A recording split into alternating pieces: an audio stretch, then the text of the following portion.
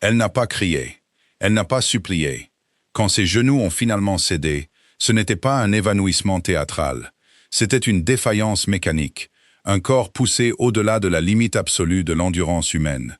Les hommes dans la pièce s'attendaient à des larmes. Une supplique pour la vie pathétique de son frère, ou peut-être une négociation désespérée. Au lieu de ça, ils ont entendu le bruit sourd des os heurtant le parquet.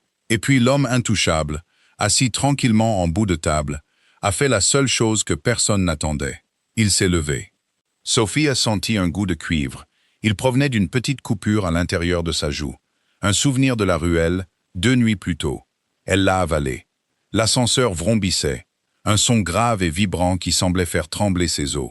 Chaque secousse provoquait une nouvelle vague de nausées dans son estomac vide. Concentre-toi sur les chiffres au-dessus de la porte. Étage 12, 13, 14. Ses côtes lui faisaient mal, une douleur aiguë et précise à chaque inspiration. Du ruban médical serrait sa taille. Il était caché sous un manteau de laine bon marché et trop grand, trouvé dans une friperie. Il était censé la maintenir en un seul morceau. Aujourd'hui, elle avait l'impression qu'il l'étouffait. Continue de respirer. Atteins juste la chaise. Pose l'enveloppe. Les portes sont ouvertes avec un doux carillon. C'était d'une politesse obscène pour un endroit comme celui-ci. La suite penthouse du Continental ne ressemblait pas à un abattoir. Elle ressemblait plutôt au fantasme d'un gestionnaire de fonds spéculatif. Des baies vitrées immenses donnaient sur l'étendue grise et indifférente de la ville. Du cuir italien, une légère odeur stérile d'ozone et de parfum de luxe. 2 hommes encadraient les doubles portes en chaîne au bout du couloir. Ils ne portaient pas les survêtements bon marché des hommes de main de la rue. Ils portaient des costumes en laine sur mesure. Ils ont regardé Sophia. Ils ont observé l'échymose violette et enflée autour de son œil gauche. La raideur anormale de sa posture. Et la façon dont ses mains nues tremblaient le long de son corps. Ils ne l'ont pas fouillé. On n'a pas besoin de fouiller un cadavre. Et en entrant dans une réunion avec l'équipe de Victor, avec une dette de 300 000 $, elle était déjà morte. L'un des hommes a ouvert la lourde porte sans un mot. La salle de réunion était immense. Une table massive en acajou dominait l'espace. Elle était entourée d'hommes qui trafiquaient la misère humaine comme des courtiers en bourse. Tout au bout était assis Victor. Son visage était un masque de chair et d'irritation. Un cigare à moitié allumé était coincé entre ses doigts épais. À sa droite, un homme que Sophia ne reconnaissait pas. Des épaules larges, des cheveux sombres coupés très courts. Un visage taillé dans le granit et l'indifférence. Il ne la regardait pas. Il fixait le verre d'eau posé sur un sous-verre devant lui. Sophia. La voix de Victor était un râle humide et lourd. « Tu as une sale tête. J'ai l'acte de propriété, » dit Sophia. Sa voix se brisa. Elle avait l'air si fragile. Elle détestait avoir l'air si fragile. Le garage, le terrain sur lequel il est construit, ça couvre le principal. Elle fit un pas en avant. Sa jambe gauche traîna de quelques millimètres. Les lésions nerveuses dues au coup se réveillaient.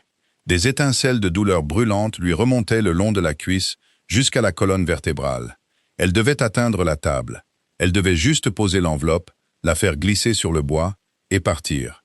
La pièce a commencé à basculer. Les bords de sa vision se sont brouillés. Tout est devenu un gris statique et bourdonnant. Le bruit de la circulation extérieure est devenu une cascade assourdissante dans ses oreilles. Le principal, Victor a ri. Un aboiement cruel qui a résonné dans sa poitrine. Les intérêts sur cette dette ont doublé mardi. « Tu crois qu'un garage miteux dans le quartier industriel couvre mes intérêts? Où est ton frère, Sophia ?» Elle a essayé de répondre. Sa langue était pâteuse. La douleur dans ses côtes a atteint son paroxysme. Elle lui serrait la poitrine comme des bandes de fer se resserrant sur un treuil. Elle fit un autre pas. Sa cheville a cédé. Ce ne fut pas une chute progressive. Son système nerveux a simplement coupé le courant. La gravité a pris le relais. Elle a heurté le sol violemment.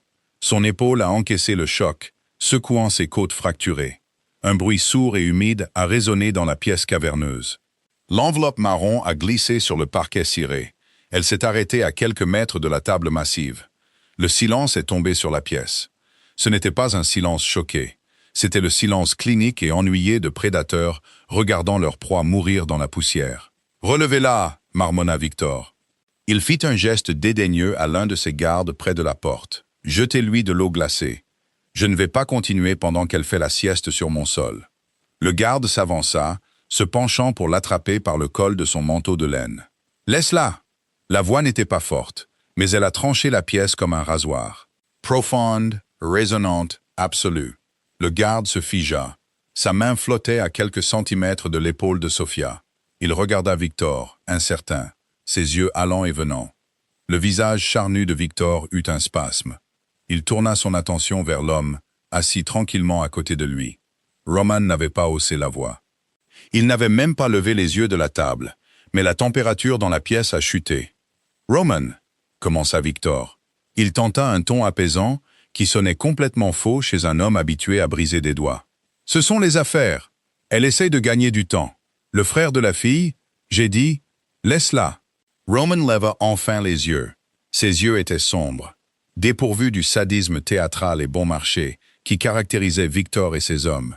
Ils étaient froids, calculateurs et chargés d'une autorité tranquille qui n'avait pas besoin d'être criée. Il se leva. La chaise en cuir grinça contre le parquet.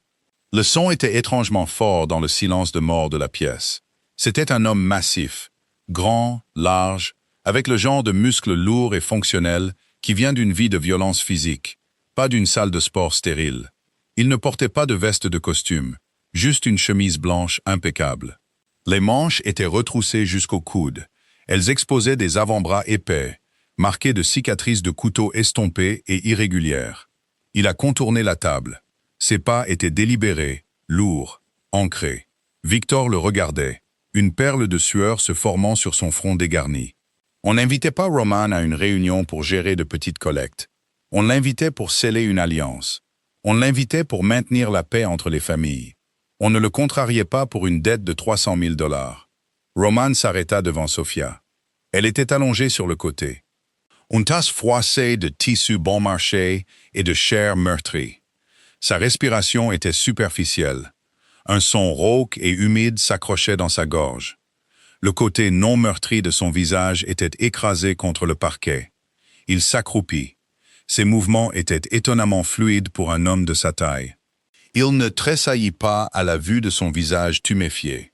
Il avait vu pire. Il avait fait pire. Il tendit la main. Sa main était énorme. Les articulations étaient épaisses et calleuses après des décennies de coups. Il plaça 2 doigts sur le côté de son cou, appuyant fermement sur son pouls. La peau était moite, froide au toucher. Son pouls était un oiseau frénétique et battant, piégé sous ses doigts. « Elle est en état de choc », dit Roman. Sa voix était un grondement sourd qui parvenait à peine à la table. Hémorragie interne, probablement 3 côtes cassées, à en juger par la façon dont son torse se tord pour favoriser le côté gauche. « Elle fait semblant », cracha Victor. Bien qu'il semble beaucoup moins confiant maintenant. Roman l'ignora. Il regarda l'enveloppe marron posée sur le sol. Il se pencha, la ramassa et parcourut les documents. Un acte de propriété. Une tentative désespérée et pathétique pour acheter une vie qui ne valait pas la peine d'être sauvée. Il laissa tomber l'enveloppe sur la table. « La dette est réglée », dit Roman, sans regarder Victor. Victor se hérissa, sa chaise grinçant alors qu'il déplaçait son poids. « Pardon ? C'est mon argent, Roman. Son frère me doit de l'argent. Son frère est un homme mort, Victor. Il a quitté la ville il y a 3 jours. Il a trouvé un trou à rats à Tijuana. » Roman tourna enfin la tête, fixant Victor d'un regard vide. « Tu ne reverras jamais cet argent. Et tu ne le prendras pas à une femme déjà à moitié morte. C'est mauvais pour les affaires. C'est désordonné. Je n'aime pas le désordre. »« Je me fiche de ce que tu aimes, » lança Victor, sa fierté blessée l'emportant sur son instinct de survie. « C'est mon territoire, mon argent. » Roman se leva lentement. Il ne chercha pas d'armes. Il n'en avait pas besoin. La simple présence physique de l'homme semblait aspirer tout l'oxygène de la pièce. « Je prends le contrôle du territoire. » Roman l'a déclaré. Ce n'était pas une menace. C'était un bulletin météo. Depuis ce matin, les quais, les entrepôts et cette pathétique petite opération d'usure appartiennent à ma famille. Tu as été informé il y a 1 heure. Vérifie ton téléphone. Victor pâlit. Il fouilla dans la poche de sa veste, sortant son portable. Ses yeux s'écarquillèrent en lisant le message crypté sur l'écran. La couleur quitta complètement son visage charnu. Il ressemblait à un vieil homme malade et terrifié. « Sortez. dit doucement Roman. La pièce se vida en moins de 30 secondes. Victor et ses hommes se bousculèrent presque pour atteindre les lourdes portes en chêne, sans regarder en arrière. Roman resta seul avec la femme sur le sol. Il la regarda. Elle était un fardeau. Une complication dont il n'avait pas besoin le premier jour d'une prise de contrôle territoriale. Il devrait appeler son équipe de nettoyage, leur dire de la déposer dans une clinique gratuite et laisser la ville l'avaler tout entière. C'était la chose intelligente à faire. Il s'accroupit de nouveau. Il glissa un bras massif sous ses épaules, l'autre sous ses genoux. Il la souleva. Elle ne pesait presque rien. Sa tête bascula en arrière contre sa poitrine. Elle sentait le savon de motel bon marché, la sueur rance et le sang séché. Il la porta vers son ascenseur privé. La douleur. C'était la première pensée cohérente que Sophia réussit à saisir en revenant à la conscience. Ce n'était plus la douleur aiguë et mordante des coups dans la ruelle. C'était une douleur sourde et lourde, installée au plus profond de sa moelle. Elle n'ouvrit pas les yeux tout de suite. Elle garda sa respiration superficielle, évaluant son environnement avec ses autres sens. L'air était frais, sentant légèrement l'antiseptique chirurgical et quelque chose de sombre et boisé. Du cèdre peut-être. La surface sous elle n'était pas le parquet dur et impitoyable de la salle de réunion. C'était doux, un matelas. Des draps épais de haute qualité étaient remontés jusqu'à son menton. Elle était en vie. C'était le détail le plus surprenant. Lentement, prudemment, elle entr'ouvrit son œil droit. Le gauche semblait fermé par le gonflement, encrouté et tendu. Elle était dans une chambre. Les murs étaient d'un gris anthracite sobre, totalement dépourvu d'art ou de photographie. Une grande fenêtre était couverte par de lourds rideaux occultants. Seul un filet de lumière de fin d'après-midi traversait le tapis épais. Un pied à perfusion se tenait à côté du lit. Un tube transparent descendait jusqu'à une aiguille solidement fixée au dos de sa main meurtrie. Vous avez été inconsciente pendant 2 jours. Sophia tressaillit. Une pointe d'adrénaline traversa son système et brûla ses veines. Elle tourna la tête, poussant un petit cri, alors que les muscles raides de son cou protestaient. Il était assis dans un fauteuil dans le coin de la pièce, à moitié caché dans l'ombre. Il se pencha en avant, captant le bord de la lumière. C'était l'homme de la salle de réunion, celui au visage de granit et aux yeux vides et fixes. « Où suis-je » croissa Sophia. Sa gorge était comme du verre pilé. « Dans une planque », répondit Roman. Il ne donna pas de nom. Il n'offrit aucun réconfort. Il se contenta d'énoncer les faits. Son ton était plat et indéchiffrable. « Vous aviez 2 côtes fêlées, une pommette fracturée et une grave déshydratation. Mon médecin est venu. Il vous a soigné. Vous allez vivre. » Sophia le fixa. Son esprit était lent, alourdi par les analgésiques de synthèse et le traumatisme résiduel. « Victor n'est plus un problème, » dit Roman, croisant ses bras épais sur sa poitrine. Son opération a été absorbée. Il a pris sa retraite. La façon dont il a dit « retraité » a tordu l'estomac de Sophia. Elle savait exactement ce que ce mot signifiait dans cet écosystème. « La dette de mon frère », demanda-t-elle, sa voix tremblant légèrement malgré ses efforts pour la maîtriser. « FSA », déclara Roman sèchement. « Votre frère est un lâche. Il s'est enfui. La dette est annulée. » Sophia laissa sa tête retomber sur les oreillers. Elle fixa le plafond vide. C'était fini. Le cauchemar étouffant qu'elle vivait depuis 6 mois était tout simplement terminé. Le soulagement l'envahit, épais et enivrant, suivi de près par une pointe de suspicion vive et cynique. Personne dans cette ville ne faisait rien gratuitement, surtout pas les hommes bâtis comme lui. Elle tourna la tête pour le regarder. Pourquoi? Roman l'étudia. Son regard était lourd, clinique. Il regarda les profondes ecchymoses violettes sur son visage, la perfusion scotchée à son bras et l'éclat de défi, d'animal acculé, qui revenait dans son œil valide. « Je n'aime pas le désordre », dit-il simplement. Victor était désordonné. Frapper des femmes pour recouvrer une mauvaise créance est mauvais pour les affaires. Ça attire le mauvais type d'attention. C'est pathétique. « Alors, vous êtes un mafieux au cœur d'or » cracha Sophia. C'était un risque stupide. Mais la douleur et les drogues puissantes lui déliaient la langue, outrepassant son filtre. Un vrai chevalier servant. Roman ne sourit pas.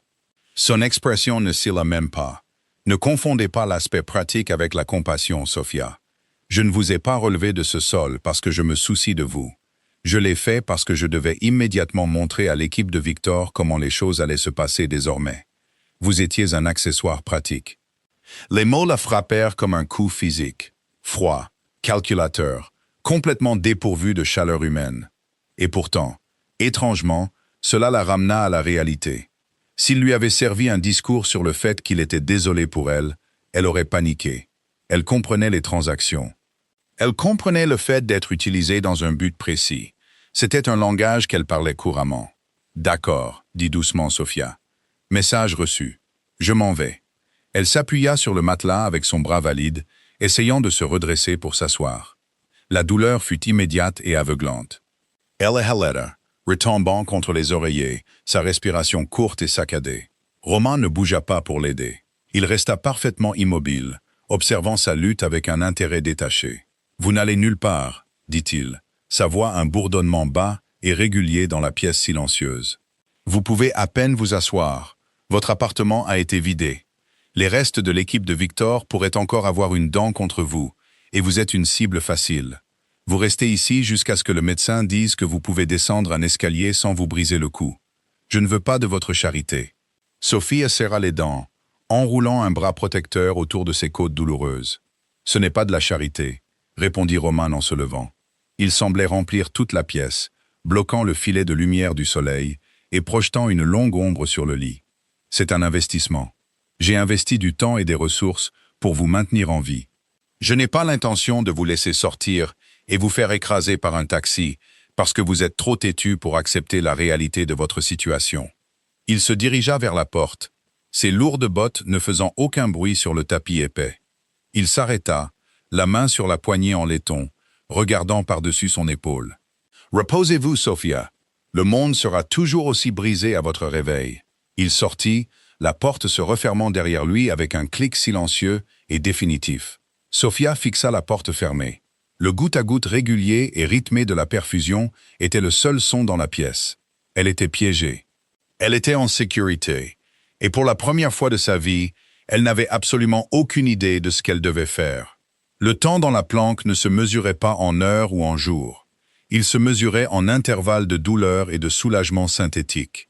Les lourds rideaux occultants restaient tirés. La poche de perfusion goûtait à un rythme régulier et exaspérant. Sophia apprit la géographie de sa prison à travers des douleurs localisées. Si elle tordait son torse de plus de 5 cm vers la gauche, les côtes fracturées grinçaient, envoyant une pointe d'agonie métallique et brûlante directement à son cerveau. Si elle essayait de serrer sa mâchoire gauche, les muscles meurtris se contractaient, vibrant comme une corde de guitare pincée. Un homme nommé Dr. Harris venait chaque matin. Il ne portait pas de blouse blanche. Il portait un pull gris froissé et sentait le café rassis et le chewing-gum à la menthe. Il vérifiait ses signes vitaux, changeait ses pansements et ajustait le débit des analgésiques. Il posait des questions cliniques. « Est-ce que ça fait mal? Pouvez-vous suivre mon doigt? Quand êtes-vous allé à la selle pour la dernière fois? » Il ne lui a jamais demandé comment elle se sentait. Il ne lui a jamais posé de questions sur Victor.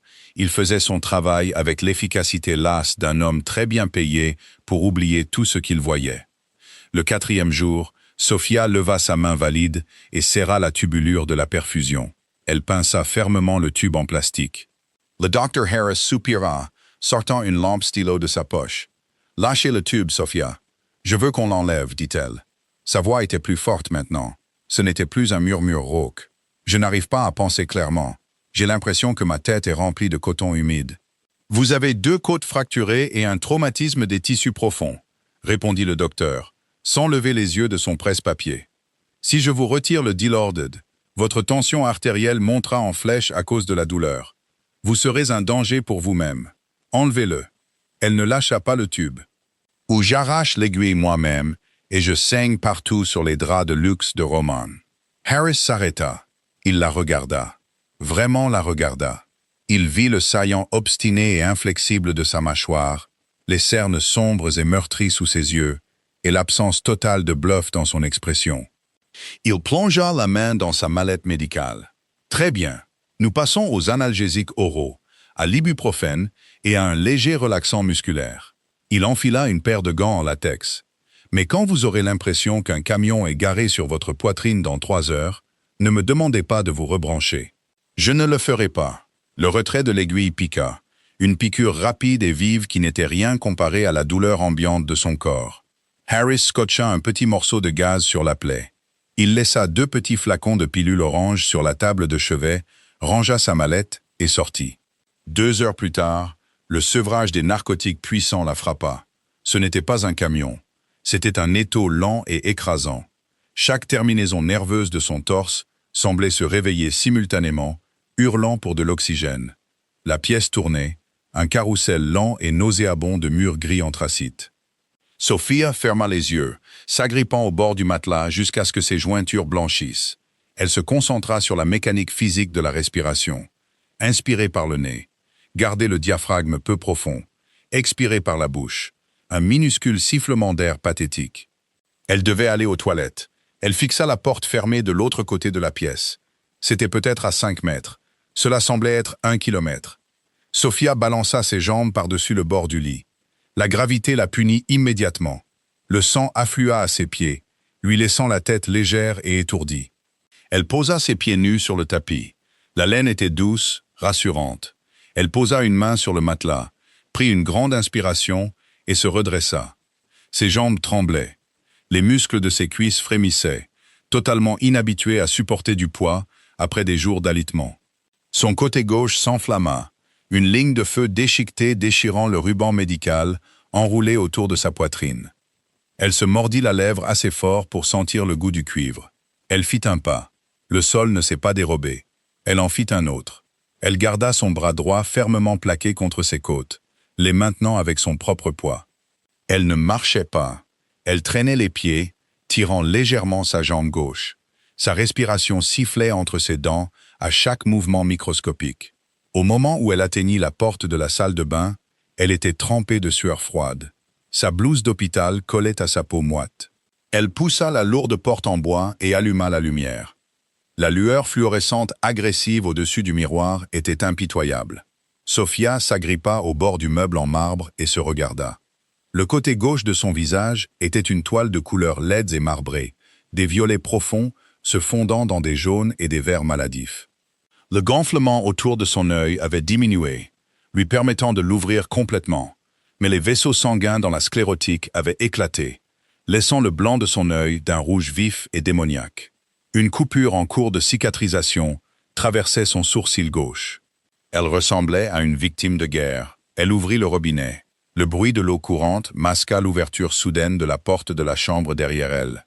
Harris a dit que vous exigiez le retrait de la perfusion. Sophia se figea. Elle ne se retourna pas. Le reflet dans le miroir montrait Roman debout dans l'embrasure de la porte de la chambre, l'observant à travers la porte ouverte de la salle de bain. Il portait un costume anthracite foncé aujourd'hui, la veste déboutonnée, la cravate desserrée. Il avait l'air fatigué, mais ce n'était pas une fatigue physique. C'était une lourde usure structurelle. Je voulais avoir les idées claires, dit Sophia, s'adressant à son reflet. Elle garda sa prise sur le comptoir en marbre. Elle n'allait pas s'effondrer devant lui. Pas encore. Et vous les avez, dit Roman. Il entra lentement dans la salle de bain, s'arrêtant à quelques mètres derrière elle. Il n'envahissait pas son espace personnel, mais sa présence remplit instantanément la petite pièce carrelée. Est-ce que la traversée agonisante du tapis en valait la peine? Je n'aime pas utiliser les bassins de lit, répondit Sophia, son ton plat. Et je n'aime pas être droguée. Vous tremblez, nota Roman. Je suis debout. Roman regarda son reflet. Il étudia les ecchymoses grotesques, la posture rigide, l'expression têtue et en colère de sa bouche. Il n'y avait aucune pitié dans ses yeux sombres, juste une évaluation froide et calculatrice. L'équipe de Victor s'est dispersée, dit Roman, changeant de sujet sans avertissement. Quelques-uns des gars de niveau intermédiaire ont essayé de s'accrocher aux opérations des quais. Ça a fait du bruit. Sophia le regarda dans le miroir. « Pourquoi me dites-vous ça ?»« Parce que le nom de votre frère est apparu, » dit Roman doucement. Il s'avère que les 300 000 $ n'étaient pas seulement une dette de jeu. Il a volé une cargaison de composants de machinerie lourde que Victor faisait passer en contrebande par le port. Il les a vendus à un acheteur à Chicago, a empoché l'argent et s'est enfui. Sophia ferma les yeux. Le marbre froid sous ses mains semblait incroyablement solide. Son frère, bien sûr, Ce n'était jamais juste une mauvaise passe aux cartes. C'était toujours une arnaque, toujours une escroquerie, et toujours quelqu'un d'autre qui payait les pots cassés. Il est mort alors, dit Sophia doucement. Si les acheteurs de Chicago réalisent que ce qu'il a vendu appartient maintenant à ma famille, oui, il est mort, confirma Roman. J'ai des hommes qui le cherchent. S'ils le trouvent en premier, le résultat est exactement le même. Elle ouvrit les yeux et croisa son regard dans le miroir. Et moi? Je suis l'appât. Roman s'approcha enfin. Il passa devant elle, son bras épais effleurant la manche de sa blouse, et ferma le robinet. Le silence soudain dans la salle de bain était assourdissant. « Vous n'êtes pas un appât, dit-il, sa voix baissant d'une octave, se transformant en un grondement sourd. Vous n'avez aucune prise sur votre frère. Il vous a laissé prendre les coups pour son vol. Si je vous mettais un pistolet sur la tempe en direct, il n'achèterait même pas un billet d'avion pour revenir. Alors qu'est-ce que je fais ici, Roman? Demanda-t-elle en se tournant pour lui faire face. Le mouvement envoya une nouvelle vague d'agonie à travers ses côtes, mais elle l'ignora.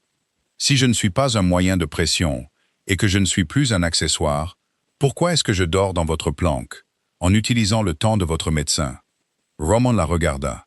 Il était si proche qu'elle pouvait sentir l'air froid de la ville accroché à sa veste de costume, mélangé à de légères odeurs de tabac et d'huile d'arme. Parce que, dit doucement Roman, vous n'avez pas crié quand les hommes de Victor vous ont cassé les côtes. Vous n'avez pas supplié quand vous êtes entré dans cette salle de réunion. Vous avez apporté un acte de propriété pour gagner du temps que vous saviez ne pas avoir. Instinct de survie, marmonna Sophia. Non. Roman secoua légèrement la tête. L'instinct de survie, c'est de fuir. Ce que vous avez fait était un refus actif de vous soumettre. C'est rare. Il recula, se dirigeant vers la porte de la chambre. Retournez au lit, Sophia, avant de tomber et de déchirer ses points de suture. Nous avons des choses à discuter quand vous pourrez respirer sans avoir l'air de vous évanouir. Au 7e jour, les ecchymoses sur son visage étaient passées à un jaune laid et maladif. La douleur aiguë et lancinante dans ses côtes s'était atténuée pour devenir une douleur profonde et persistante, gérable tant qu'elle ne riait pas, ne toussait pas ou ne se tordait pas brusquement. Sophia n'avait pas ri depuis 6 mois, donc ce n'était pas un problème. Elle sortit de la chambre. La planque était un immense loft à air ouverte. Des murs en briques apparentes, des poutres en acier et des parquets en bois sombre. Des baies vitrées du sol au plafond bordaient le mur du fond, offrant une vue panoramique imprenable sur la ligne d'horizon de la ville, lisse et scintillante sous une pluie incessante. C'était une forteresse suspendue dans les nuages. Elle portait un pantalon de survêtement gris trop grand et un t-shirt noir qu'elle avait trouvé plié dans la commode. Ils appartenaient à Roman. Ils engloutissaient sa petite silhouette, mais ils étaient propres et ne serraient pas sa poitrine. Le loft était silencieux, trop silencieux. Elle se déplaçait lentement, ses pieds nus silencieux sur le bois. Elle passa devant une immense cuisine de chef, resplendissante d'appareils en acier inoxydable qui semblaient n'avoir jamais été utilisés. Elle se dirigea vers le salon, dominé par un grand canapé d'angle en cuir et une table basse en verre. Roman était assis à un lourd bureau en chêne, niché dans le coin de la pièce, face aux fenêtres. Le bureau était couvert de plans d'architecte et de gros registres noirs. Il était au téléphone. Sophia s'arrêta derrière un pilier de soutien, se tenant hors de sa ligne de mire directe. Elle ne voulait pas se cacher, mais l'instinct de rester invisible était profondément ancré. « Je me fiche de ce que veut le chef du syndicat », disait Roman. Sa voix était égale, totalement dépourvue d'émotion. Pourtant, elle portait un poids qui rendait l'air de la pièce lourd. Le contrat pour le quai 41 a été négocié il y a 3 ans. Les termes restent les mêmes. Une pause. La personne à l'autre bout du fil parlait rapidement, sa voix un minuscule bourdonnement s'échappant de l'oreillette. « Non, dit Roman, juste ce seul mot. » Il resta en suspens dans l'air comme une hache de bourreau. « Tu dis à Rousseau de sécuriser le périmètre. Si les représentants du syndicat essaient de quitter le travail à midi, brise les jambes du chef de grève. Juste le chef. Je veux que les autres travaillent à 1 heure. » Il raccrocha le téléphone. Il ne le claqua pas. Il le posa doucement sur le bureau. Sophia resta figée derrière le pilier. Brise ses jambes. Juste le chef. Il ordonnait la violence avec le même détachement désinvolte que l'on pourrait utiliser pour commander un café noir. Il n'y avait aucune méchanceté là-dedans. C'était simplement une variable dans une équation qu'il résolvait. Vous pouvez sortir, Sophia. Le parquet près de la cuisine craque. Son cœur cogna contre ses côtes meurtries. Elle sortit de derrière le pilier. Roman ne se retourna pas dans son fauteuil. Il garda les yeux fixés sur la pluie qui s'abattait contre les immenses fenêtres. « Je ne me faufilais pas, » dit-elle, la voix ferme. « Vous évaluiez, » corrigea Roman, faisant enfin pivoter son fauteuil pour lui faire face. Il se pencha en arrière, entrelaçant ses doigts épais sur son ventre. Il portait un t-shirt Henley foncé aujourd'hui, le tissu tendu sur sa poitrine. Comment vont les côtes? Mieux. Harris a enlevé le ruban ce matin. Elle se dirigea lentement vers le salon, gardant une distance de sécurité avec son bureau. J'ai entendu ce que vous avez dit au téléphone. Je sais que vous l'avez entendu. Vous dirigez les quais maintenant. Je dirige les chaînes d'approvisionnement, corrigea Roman doucement. Victor utilisait les quais pour faire passer en contrebande des stupéfiants bon marché et de l'électronique volée. C'était de la camelote. Ça attirait l'attention de la police. Nous importons des marchandises commerciales, de l'acier, du béton, du bois, des choses dont la ville a besoin pour se construire. Nous accélérons simplement le processus douanier et nous brisons les jambes des syndicalistes quand ils se plaignent. Les yeux de Roman se plissèrent légèrement. Ce n'était pas de la colère, c'était une évaluation. Le chef du syndicat a été payé 50 000 $ en espèces hier pour s'assurer que ses hommes travaillent tout le week-end pour décharger une cargaison de barres d'armature en retard. Il a pris l'argent, puis a décidé de faire grève pour en obtenir plus. Il a rompu un contrat. Dans mon monde, la rupture de contrat a des conséquences physiques.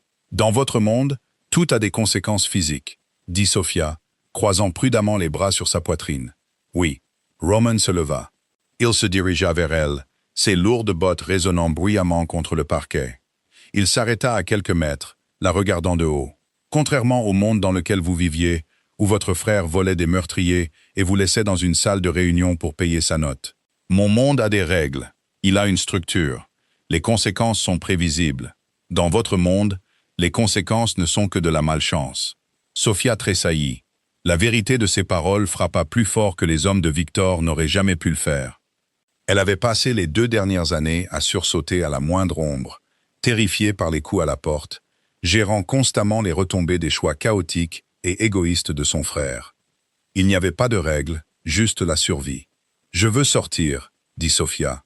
Les mots avaient un goût de cendre, mais elle les força à sortir. « Je suis assez guéri pour marcher. Je ne suis plus une cible pour les hommes de Victor parce que Victor est parti. Il n'y a aucune raison pour que je sois ici. » Roman la regarda pendant un long moment silencieux. La pluie martelait la vitre. « Où irez-vous » demanda-t-il. « Votre appartement n'existe plus. Vos comptes en banque ont été vidés par votre frère avant sa disparition. Vous avez un diplôme d'études secondaires, un historique de petits boulots de serveuse et un visage qui ressemble à un accident de voiture. Si vous sortez par cette porte, vous serez à la rue avant minuit. Je me débrouillerai.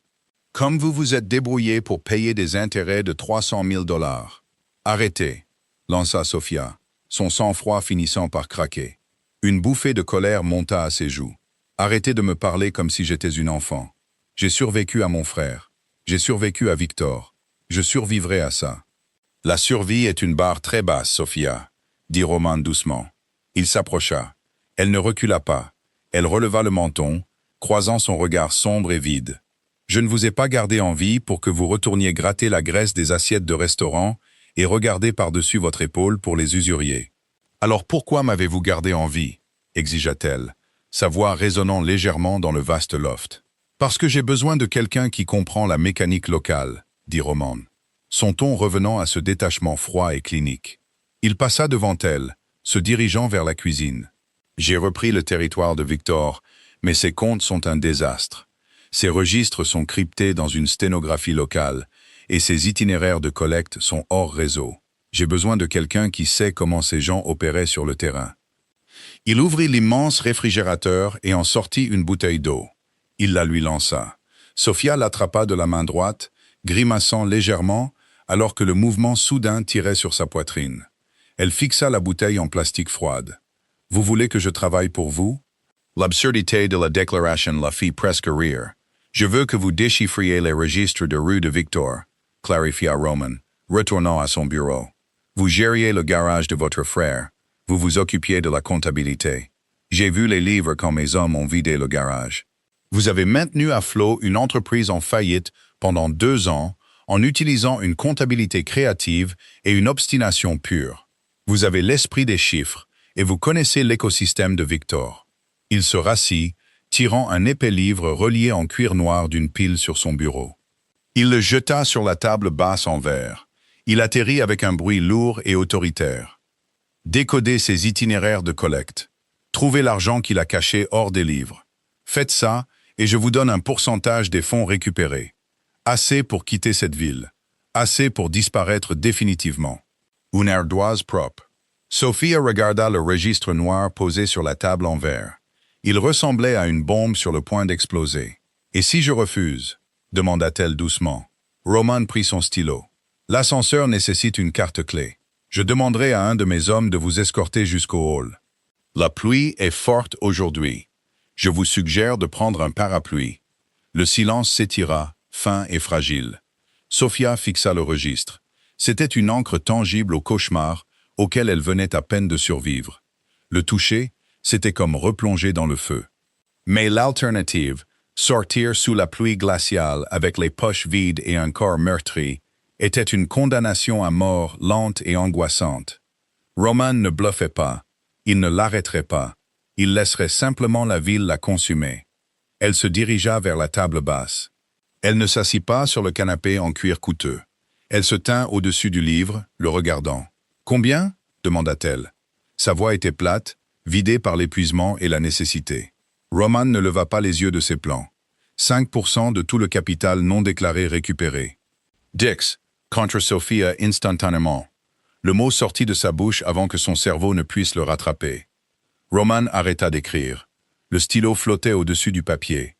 Il leva lentement la tête, ses yeux sombres se fixant sur les siens. La température dans la pièce sembla chuter de 10 degrés. « Vous négociez avec un homme qui pourrait vous jeter par cette fenêtre sans perdre une seconde de sommeil, » déclara Roman doucement. « Vous m'avez gardé en vie parce que j'ai une valeur spécifique, » dit Sophia, agrippant le bord de son t-shirt trop grand pour cacher le léger tremblement de ses mains. « Vous ne m'offririez pas une part si vous n'aviez pas besoin de trouver l'argent rapidement. 10% et je veux un ordinateur portable sécurisé et hors ligne pour exécuter les algorithmes. Je ne vais pas faire ça à la main. » Roman la fixa pendant un terrifiant moment de silence. Sophia pensa qu'elle avait poussé trop loin. Elle avait confondu son détachement clinique avec de la patience. Il allait se lever, appeler Rousseau, et elle serait dans la ruelle dans 5 minutes. Puis l'impensable se produisit. Le coin de la bouche de Roman tressaillit. C'était un mouvement microscopique, à peine un changement de tension faciale, mais il était là. 7%, dit Roman. Et l'ordinateur portable sera isolé. Si vous essayez de le connecter à un réseau pour contacter qui que ce soit, le disque dur fondra, et mon offre changera radicalement. Marché conclu, souffla Sophia. Ses genoux semblaient faibles. Elle s'affaissa finalement sur le bord du canapé en cuir, grimaçant alors que ses côtes se comprimaient. Elle tendit la main et tira le registre vers elle. Elle l'ouvrit. Les pages étaient remplies de colonnes de chiffres, de dates et d'initiales. Ce n'était pas crypté numériquement. C'était un chiffre manuel, une méthode de comptabilité paranoïaque à l'ancienne. Il utilisait un chiffre de substitution basé sur les codes postaux des quartiers, marmonna Sophia, ses yeux balayant la première page. Les chiffres commencèrent à se déplacer et à s'aligner dans sa tête, glissant dans des schémas logiques et familiers. C'était la seule chose pour laquelle elle était vraiment douée, trouver de l'ordre dans le chaos. Les initiales ne sont pas des personnes, ce sont des points de dépôt. Des épiceries, des pressings, des bureaux de Paris hippiques. Roman la regardait. Il s'était légèrement penché en avant dans son fauteuil, posant ses avant-bras sur le bureau. « Combien de temps pour décoder tout le livre ?» demanda-t-il. « 1 semaine, peut-être moins si je n'ai pas à dormir. » Sophia ne leva pas les yeux. Elle traça une ligne de chiffres avec son index. Il détournait massivement de l'argent de ses propres patrons. Il y a au moins 2 millions cachés dans ces itinéraires. Vous avez déterminé ça en 30 secondes. Je sais comment fonctionnent les parasites, dit amèrement Sophia. Elle ferma le registre. Ils gonflent toujours leur marge parce qu'ils savent qu'ils sont remplaçables. Victor se constituait un fonds de retraite. C'est mon fonds de retraite maintenant, dit Roman. Il se leva et se dirigea vers une élégante armoire noire près de la cuisine. Il l'ouvrit, révélant un petit coffre-fort intégré. Il composa un code, récupéra un ordinateur portable gris mat et retourna dans le salon. Il le posa sur la table basse à côté du registre. « Isolé », lui rappela Roman. « Le chargeur est dans le tiroir. » Sofia tira l'ordinateur portable vers elle et ouvrit l'écran. Il démarra instantanément, ne demandant aucun mot de passe, affichant seulement un bureau vide et un simple tableur. C'était une île numérique stérile et isolée. « J'ai besoin de café », dit Sofia. Elle ne demanda pas. Elle l'énonça comme une exigence de son nouvel emploi. Roman marqua une pause. Il regarda la femme assise sur son canapé, engloutie par ses vêtements, battue, meurtrie et exigeant de la caféine, comme si l'endroit lui appartenait. Il ne dit pas un mot. Il se tourna et entra dans la cuisine. Quelques minutes plus tard, l'odeur forte et sombre de l'espresso emplit le loft. Roman retourna dans le salon, tenant 2 petites tasses en céramique. Il en posa une sur la table en verre, près de l'ordinateur portable. Sofia la prit. Ses mains tremblaient encore légèrement, la céramique cliquetant faiblement contre la soucoupe. Elle prit une gorgée. C'était noir, amer et incroyablement fort. Ça avait le goût de la survie. Elle posa la tasse et ouvrit la première page du registre. Elle commença à taper, ses doigts se déplaçant rapidement sur les touches, traduisant la paranoïa de Victor en données claires et précises. Roman ne retourna pas immédiatement à son bureau. Il se tint près de la fenêtre, tenant son propre espresso, regardant la pluie brouiller les lumières de la ville en contrebas. Il regarda son reflet dans la vitre. La femme vaincue et brisée de la salle de réunion avait disparu. À sa place, se trouvait quelque chose de beaucoup plus intéressant, quelque chose de concentré, quelque chose de dangereux. « Quand vous trouverez l'argent, » dit Roman, brisant le silence de la pièce. Sa voix était basse, coupant le son de la pluie et le cliquetis des touches. « Que ferez-vous avec vos 7%? » Sofia n'arrêta pas de taper. Elle garda les yeux rivés sur l'écran, la lumière bleue illuminant les ecchymoses qui s'estompaient sur son visage. « Je vais acheter un aller simple pour un endroit très chaud, dit-elle, sa voix stable et rythmée, correspondant au rythme de ses frappes. Et je vais passer le reste de ma vie à oublier que des hommes comme vous existent. » Roman prit une lente gorgée de son espresso.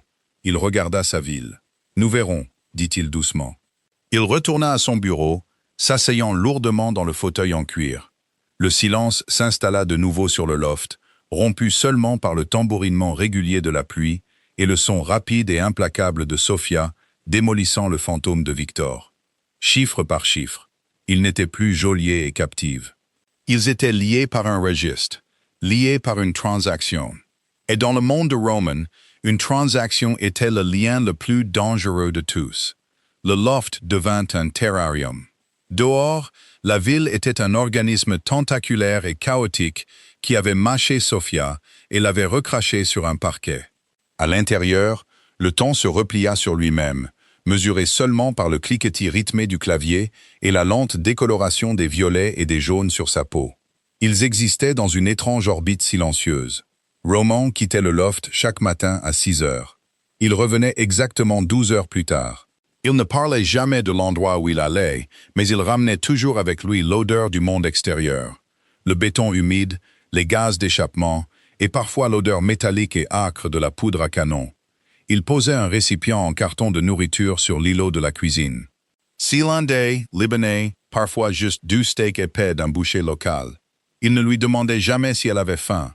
Il fournissait simplement les calories nécessaires pour que son investissement continue de fonctionner. Il mangeait en silence. Ce n'était pas un silence gênant. C'était le calme fonctionnel de 2 prédateurs partageant un point d'eau. Sofia travaillait. Elle se plongea dans le registre de Victor, trouvant un sombre sanctuaire dans la logique rigide des mathématiques. Les chiffres ne mentaient pas. Ils ne faisaient pas de promesses qu'ils ne pouvaient pas tenir. Ils existaient simplement, attendant d'être alignés. Elle a complètement déchiffré le code la 5e nuit. Victor n'avait pas seulement détourné de l'argent. Il avait saigné l'opération à blanc pendant des années, canalisant l'argent dans un labyrinthe de points de dépôt et de sociétés écrans. Mais l'argent liquide, l'actif liquide avec lequel il prévoyait de fuir, était consolidé. « Ce n'est pas en ville, » dit Sofia. Il était plus de minuit. La seule lumière dans le loft provenait de la lueur de son écran d'ordinateur et des lampadaires ambrés filtrant à travers les immenses fenêtres. Roman était assis dans son fauteuil, un verre de liquide ambré posé sur son genou. Il ne lisait pas. Il regardait simplement la pluie. Il tourna lentement la tête. Où est-ce? Une case dans le New Jersey. Juste à la sortie de l'autoroute, dit Sophia, les yeux brûlants après des heures à fixer l'écran. Elle se frotta son œil valide avec la paume de sa main. Il a acheté le terrain il y a 3 ans sous une fausse société. Le registre indique un conteneur d'expédition spécifique enterré sous de la ferraille. Roman se leva. Il se dirigea vers la table basse et regarda l'écran. Des lignes de coordonnées décodées et de projections financières le fixaient. Combien? 2,8 millions, répondit Sophia. Sa voix était plate, mais son cœur battait contre ses côtes en voie de guérison. En billets de sang, principalement, et quelques obligations aux porteurs. Roman ne réagit pas aux chiffres. Il ne sourit pas. Il fixa simplement l'écran pendant une longue minute silencieuse. « Mettez vos chaussures, dit-il. » Sophia se figea. « Quoi?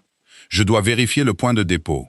C'est vous qui avez cartographié les coordonnées. » Roman se dirigea vers le porte-manteau, décrochant une lourde veste en cuir noir. « Vous venez avec moi. Je vous ai donné l'emplacement, » argumenta-t-elle en se levant du canapé. Ses côtes tiraient, une douleur sourde qui lui rappelait sa fragilité. C'était le marché. Je décode. Vous récupérez l'argent, j'ai ma part. Roman se tourna pour lui faire face. Son expression était un mur de granit. Le marché se termine quand l'argent est sur cette table. D'ici là, vous êtes l'architecte de cette chasse au trésor. Si c'est un piège ou une impasse, je veux que vous soyez juste à côté de moi quand nous ouvrirons ce conteneur.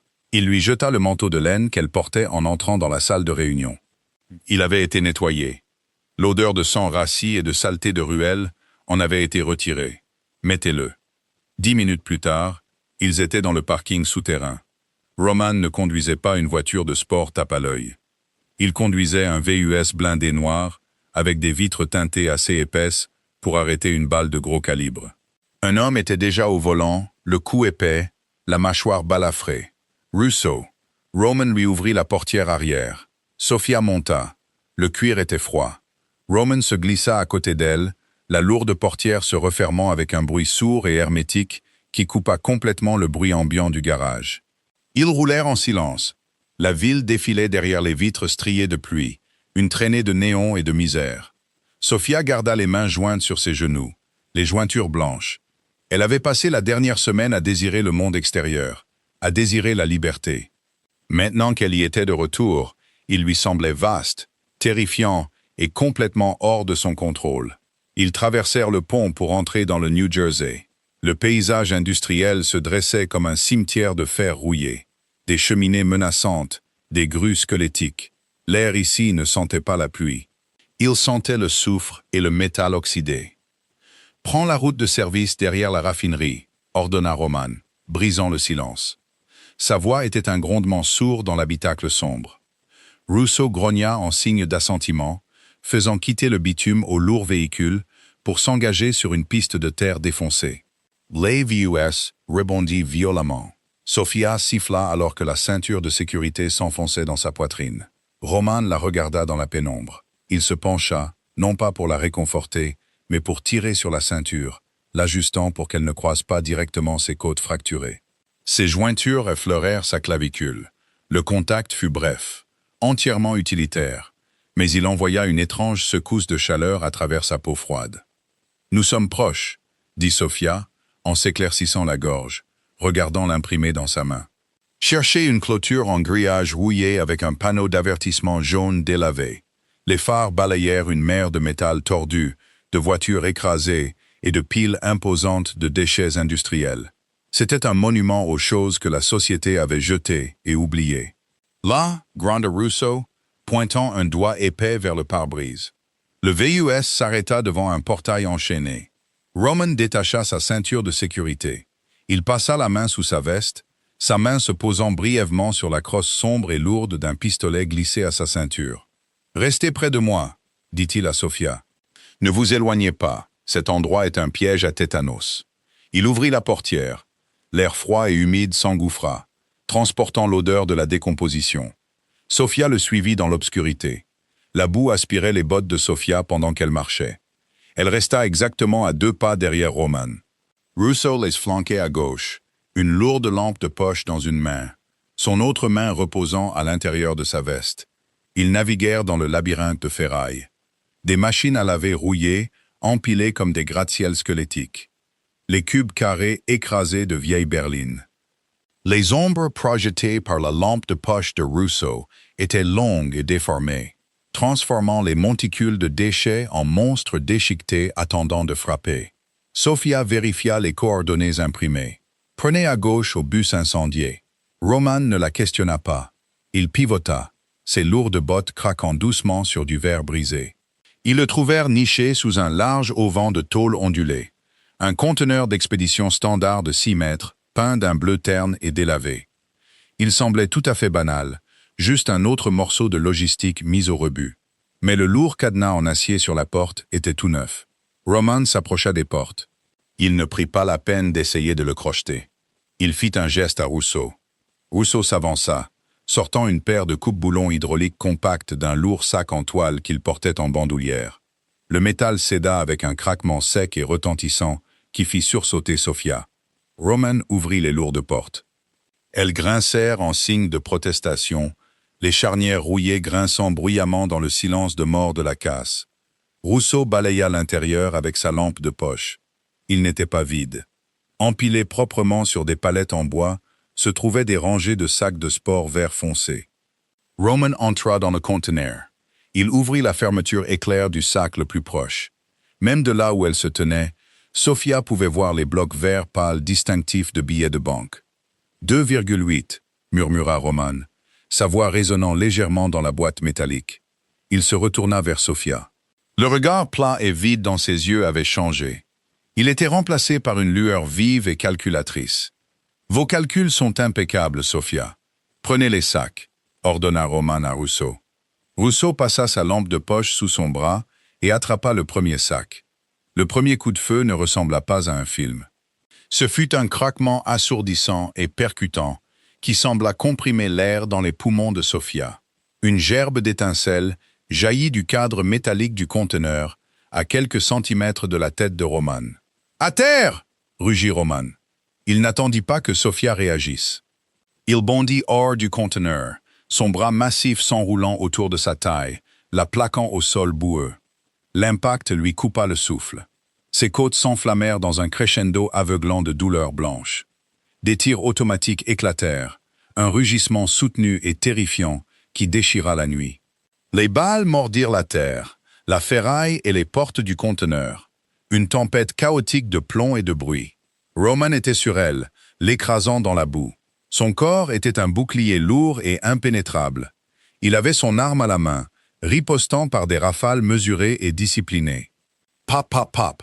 Russo, aboya Roman par-dessus le bruit assourdissant. 2 sur le flanc gauche, il monte sur la pile de voitures. Russo cria en retour, se mettant à l'abri derrière l'acier épais de la porte du conteneur. Sofia ne pouvait plus respirer. Elle avait de la boue dans la bouche. L'odeur de cordite était épaisse et suffocante. La panique, froide et absolue, lui serra la gorge. Elle allait mourir ici. Après avoir survécu à la salle de réunion, après avoir survécu à la ruelle, elle allait se vider de son sang dans une casse du New Jersey. « Sofia, regarde-moi. » La voix de Roman était juste dans son oreille, calme, posée, totalement détachée du chaos qui éclatait autour d'eux. Elle tourna la tête, crachant de la terre. Son visage était à quelques centimètres du sien. Ses yeux étaient rivés sur les siens, exigeant sa concentration, la sortant de la spirale de la panique. « Reste à plat. Ne te lève pas, » ordonna-t-il.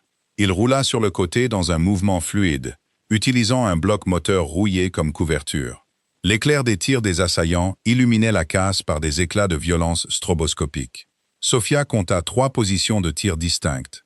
Les loyalistes de Victor, ceux qui n'avaient pas fui, ils surveillaient la cachette, attendant que quelqu'un vienne la réclamer.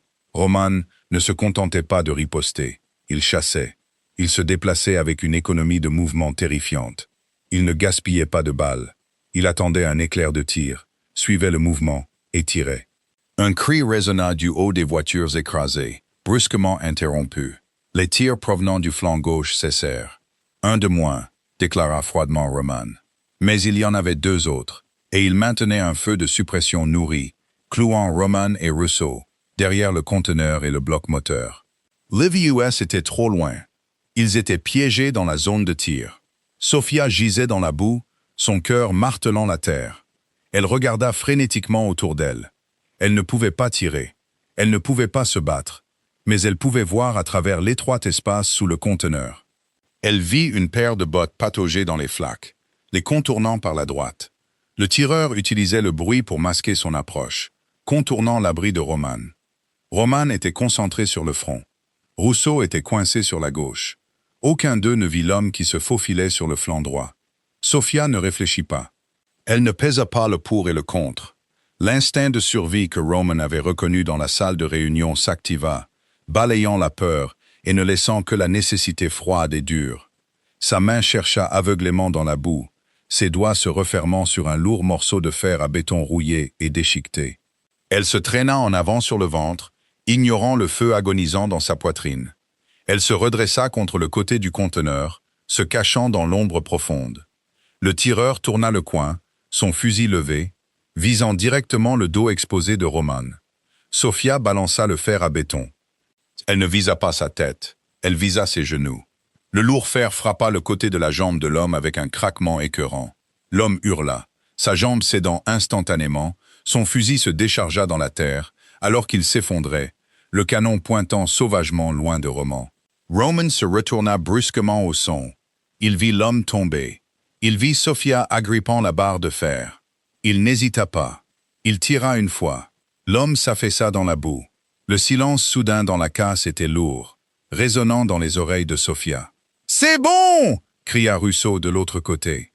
Roman abaissa lentement son arme. Il ne vérifia pas les corps. Il se tourna et se dirigea vers Sophia. Elle était appuyée contre le métal froid du conteneur, le morceau de fer à béton glissant de ses doigts tremblants. Elle était couverte de boue, son visage pâle, sa respiration haletante. Roman regarda l'homme mort sur le sol, puis la regarda. Il tendit la main, non pas pour l'attraper, mais pour essuyer doucement une traînée de boue sombre de sa joue avec son pouce. « Je vous l'avais dit », dit doucement Roman, sa poitrine se soulevant légèrement. « Vous n'êtes pas un accessoire. » Il se retourna vers le conteneur. « Russo, charge les sacs. On s'en va. » Le loft semblait différent à leur retour. Ce n'était plus une cage, c'était un bunker. Russo avait jeté les sacs de sport sur la table basse en verre et était parti. La lourde porte se referma derrière lui, les scellant à l'intérieur. Sophia se tenait au centre de la pièce. Ses vêtements étaient lourds de boue séchée. Elle avait mal partout. Ses côtes la lançaient, une douleur profonde et persistante qui exigeait des médicaments qu'elle refusait de demander. Mais sous la douleur, il y avait une étrange énergie vibrante. Elle avait regardé la mort en face dans la boue, et elle lui avait asséné un coup de barre de fer. Roman enleva sa veste en cuir et la jeta sur une chaise. Sa chemise blanche était maculée de saleté et d'une petite tache de sang qui n'était pas la sienne. Il se dirigea vers la table basse et ouvrit les sacs. Il ne célébra pas. Il se mit simplement au travail. Il sortit des liasses de billets de 100, les disposant en colonnes nettes et parfaitement alignées sur le verre. 2,8, dit Roman, confirmant le compte. Il sortit une nouvelle liasse du sac. Il ne l'ajouta pas à la pile principale. Il la mit de côté. Puis il en sortit une autre, et une autre. Il comptait avec une précision mécanique rapide. Sophia le regardait. 7% de 2,8 millions, ça fait 196 000 $, déclara Roman, sa voix dépourvue d'inflexion. Il termina la pile, tapotant les bords sur le verre pour l'aligner parfaitement. Il fit glisser la pile sur la table, s'arrêtant juste au bord. « Voilà », dit Romain. Il leva enfin les yeux vers elle. Ses yeux étaient des bassins sombres et illisibles. De l'argent liquide, non marqué, intraçable. Sophia fixa l'argent. C'était une somme stupéfiante. Plus d'argent que son frère n'en avait jamais vu de sa vie pathétique. C'était une nouvelle identité. Une petite maison dans un climat chaud. Une vie où elle n'aurait jamais à vérifier les serrures 2 fois ou à sursauter au moindre bruit fort. C'était exactement ce qu'elle avait exigé. « Le VUS est prêt en bas », continua Roman, sa voix stable. « Russo vous conduira à l'aéroport ou à la gare, selon votre préférence. Vous n'existez plus dans les livres de Victor. Vous n'existez pas dans les miens. Vous êtes un fantôme. » Il lui offrait la porte. Libre et sans attache, sans menace, sans condition. Sophia s'avança lentement. Ses bottes boueuses laissaient de légères traces sur le parquet immaculé. Elle s'arrêta au bord de la table en verre. Elle tendit la main et toucha la liasse de billets du dessus. Le papier était sec, froid. Elle regarda autour du loft immense et silencieux. Elle regarda par la fenêtre la ville, une machine tentaculaire et violente qui consumait les faibles et récompensait les impitoyables. Elle avait passé toute sa vie à essayer de se cacher de la machine. Puis elle regarda Roman, l'homme qui l'avait relevé du sol alors qu'elle se vidait de son sang, l'homme qui avait mis son corps entre elle et une pluie de balles sans une seconde d'hésitation. C'était un monstre.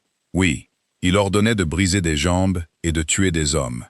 Mais c'était un monstre avec des règles, un monstre qui tenait sa parole. Dehors, avec son sac d'argent, elle serait de nouveau une proie. Tôt ou tard, un autre Victor la trouverait. Le monde ne changeait pas juste parce qu'on achetait un billet d'avion. Le monde était brisé partout. La seule sécurité à trouver dans un monde brisé était de se tenir à côté de l'homme qui tenait le marteau. Sophia repoussa la pile d'argent sur le verre. Elle glissa doucement, s'arrêtant à quelques centimètres des mains de Roman.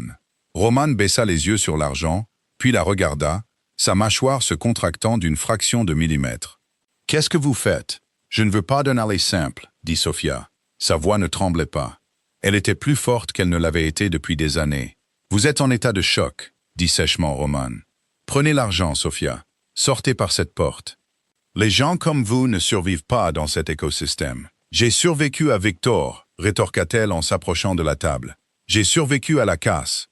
J'ai déchiffré un code que vos hommes n'ont pas pu craquer en une semaine. » Elle croisa son regard, refusant de scier, refusant de reculer. « Je ne veux plus fuir. » Fuir est épuisant. Roman la fixa. Le détachement clinique avait disparu, remplacé par un examen lourd et intense. Il cherchait le bluff, cherchait la peur. Il ne trouva ni l'un ni l'autre. « Vous ne savez pas ce que vous demandez, » dit Roman, sa voix tombant dans un grondement dangereux. « Ce n'est pas un jeu. Si vous restez, vous ne pourrez pas partir quand ça deviendra moche. Vous ferez partie de la machine. Vous en porterez le poids. J'en ai porté le poids toute ma vie, » dit doucement Sophia. « Au moins avec vous, la machine a un sens. » Le silence s'étira entre eux. Ce n'était plus le silence fragile du geôlier et de la captive. C'était le silence lourd et chargé d'une négociation atteignant sa limite absolue. Roman regarda la femme debout dans ses vêtements en lambeaux, couverte de boue, battue, mais entièrement intacte. Il tendit la main et posa sa main massive à plat sur la pile d'argent qu'elle lui avait repoussée. « J'ai besoin de quelqu'un pour auditer le nouveau territoire, » dit lentement Roman. « Les livres sont un désastre. La transition sera complexe. Je peux les remettre en ordre, » dit Sophia. Roman la fixa longuement. Il ne sourit pas, il ne s'adoucit pas, mais la froideur dans ses yeux changea, se transformant en quelque chose de permanent, de possessif. « Alors les 7% restent dans le coffre, » dit Roman. « Vous commencez demain. » Sophia ne sourit pas non plus. Elle hocha simplement la tête une fois. Elle avait échangé une cage contre une autre, mais cette fois, elle tenait la clé. Sophia a choisi le monde sombre et dangereux, plutôt que l'illusion de la sécurité, prouvant que parfois, la seule façon de survivre aux monstres est de se tenir aux côtés du plus puissant d'entre eux. Leur partenariat est forgé dans le sang et les registres. Mais dans le monde de Roman, la loyauté est l'arme la plus mortelle de toutes. Qu'avez-vous pensé du choix final de Sophia? Auriez-vous pris l'argent pour vous enfuir, ou seriez-vous resté dans l'ombre avec le patron? Dites-le moi dans les commentaires. Si cette histoire sombre et à haut risque vous a tenu en haleine, mettez un gros pouce bleu, partagez cette vidéo avec vos amis fans de romances sombres, et n'oubliez pas de vous abonner pour ne jamais manquer une autre histoire intense de la mafia. On se retrouve dans la prochaine vidéo.